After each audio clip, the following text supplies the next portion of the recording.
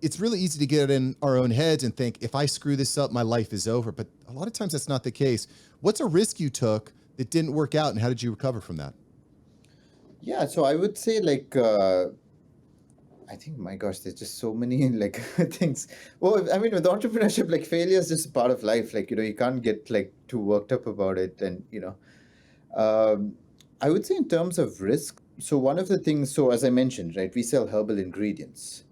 And in this food supplement industry, there are two approaches. One is you either do a single ingredient for a particular, supplement, or the other approach is combining different ingredients. Combining different ingredients and creating a blend is much more of a novel approach. It's much more something new, which not too many companies have done. So that's super risky. So actually, let me back it up. So you have single ingredients, right? In single ingredients, you have companies that do clinical studies and other companies that don't do clinical studies.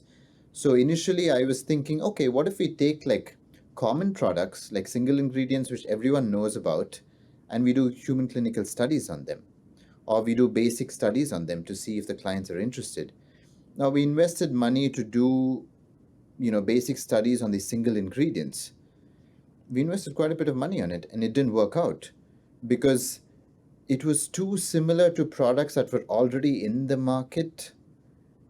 It wasn't different enough to create a splash, right? It wasn't like different enough to be like sexy. It wasn't different enough to be like, wow, okay, that's a revolutionary product. And so, even though I was trying to be different, I was still too similar to what was already in the market. So my sense is the consumers were like, oh, okay, what your product, big deal. It's so similar to this. It's not really interesting. And so that didn't work out. So then what I realized was, okay, we need to take even more of a risk and go even more novel, like abandon these single ingredients and focus more on blends.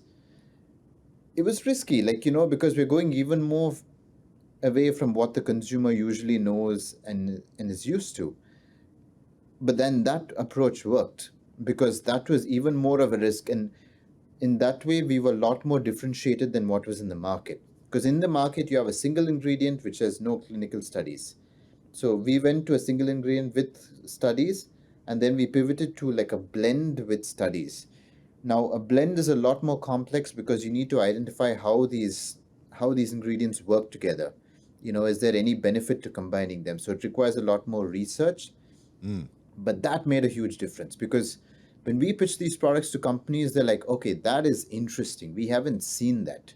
We can create like a consumer marketing campaign to sell this product, to raise awareness about this product because you're sufficiently different and you're operating in like a relatively less crowded white space.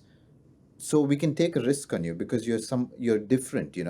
We're not saying it'll definitely work, but we don't mind investing in it because you have something that's unique which we have not seen before. And so that worked out. But initially what we did was we tried to be different, but we were still too similar to what was already there. So then we had to go completely to the other side. Okay. Thanks for watching Mark Savant Media. Here, we're going to help you create a better content in less time and turn that attention into income. If you love this video, you're going to love these videos here. Click the one. Me and my team specially selected this just for you. Click the link. Check out the video. I'll catch you here next time on Mark Savant Media. Peace.